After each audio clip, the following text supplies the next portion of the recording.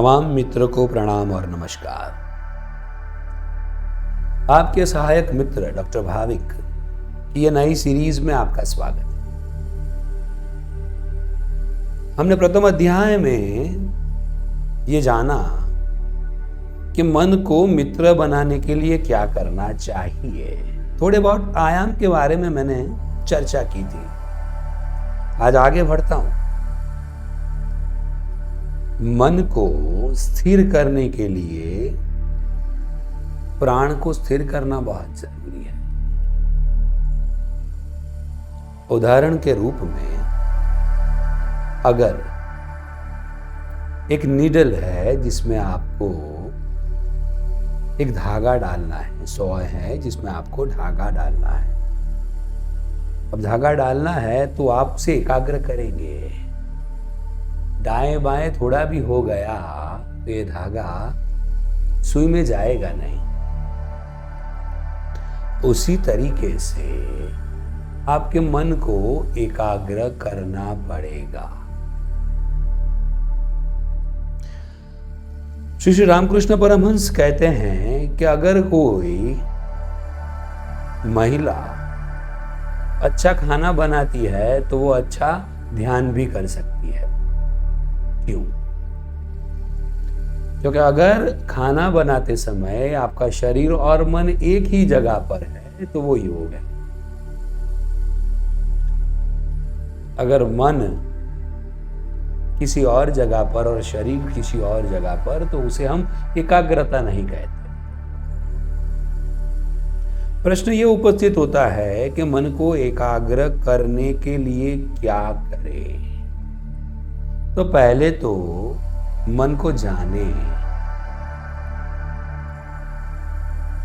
मन को कैसे जाने? कभी कभी मैं किसी के साथ चर्चा करता हूं तो लोग मुझे बोलते हैं कि भाविक भाई मेरा मन यहां पर नहीं है। मैं ये बातों से सहमत नहीं होता।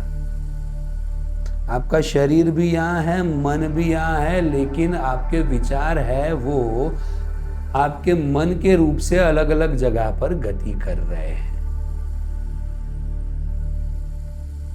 उदाहरण के तौर पर अगर आपको चॉकलेट खाने की इच्छा हुई, आपने चॉकलेट खा ली और फिर आपको आइसक्रीम खाने की इच्छा हुई। आइसक्रीम खाने के बाद आप बोलोगे वाह मजा आ गया। ये मजा किसका है? चॉकलेट का, आइसक्रीम का। हम मानते हैं आइसक्रीम का है, लेकिन असल में चॉकलेट की एक इच्छा उत्पन्न हुई आपके मन में, एक विचार उत्पन्न हुआ, वो खत्म हुआ और दूसरी इच्छा आइसक्रीम की उत्पन्न हुई। उसके बीच में एक छोटा रत्तीवार समय है। ये छोटे समय में कोई इच्छा उत्पन्न नहीं हुई है। तब मन कहां पर जाता है? तब मन जाता है आत्मसंस्थम मन कृत्वा न किंचित अपि किंचयेत। माने मन आपकी आत्मा में जाकर बसता है, जहां पर कोई विचार नहीं।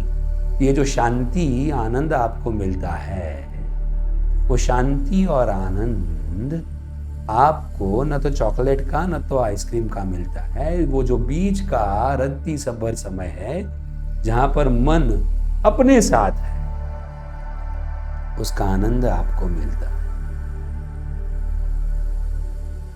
मन को अपने साथ कैसे रखें?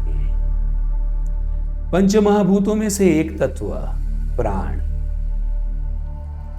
ये प्राण पर हम फोकस करके हमारे विचारों की गति को संयोजित कर सकते हैं। पूरे एक दिन में 21,600 सांस हम लोग लेते हैं। अगर थोड़ा बहुत भी सांस को देखने का हम अभ्यास करें, जागृतता से जो सांस भीतर आ रही है और जो सांस बाहर जा रही है उसको देखे जागृतता से, तो धीरे धीरे धीरे धीरे ये सांस की गति मंद होती जाएगी। और ये सांस की गति मंद होती जाएगी तो आपके विचारों का प्रवाह भी धीरे धीरे कम होता जाएगा। और अगर विचारों का प्रवाह कम होता जाएगा तो आपकी एकाग्रता भी बढ़ती जाएगी, मन भी आपका स्थिर हो जाएगा। तो सबसे बड़ा आयाम प्राणायाम। कुछ ना करें, आंख बंद करके जो सांस आपके भीतर आ रही है, जो सांस आपके बाहर जा रही है, वो सांस को निरंतर देखते रहे। शुरू शुरू में आपको एकाग्रता से उसे देखना पड़ेगा, फिर धीरे धीरे उसकी आदत पड़ जाएगी। और ये तमाम सांस के साथ आपके विचार भी कम होते जाएंगे और आपका मन भी एकाग्र होता जाएगा। और जैसे ही मन एकाग्र होगा,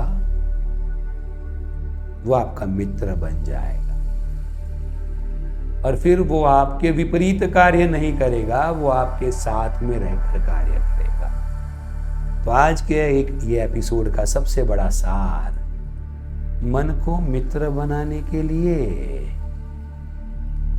अपनी सांस को जागरूकता से देखते रहें। मेरे अगले एपिसोड में फिर से ये मन की चुलबुली बातों के साथ मैं फिर से उपस्थित हो जाऊंगा। तब तक के लिए आपके मित्र, आपके सहायक डॉक्टर भाविक स्वादिया को इजाजत दीजिए। सबका मंगल हो, शुभ हो।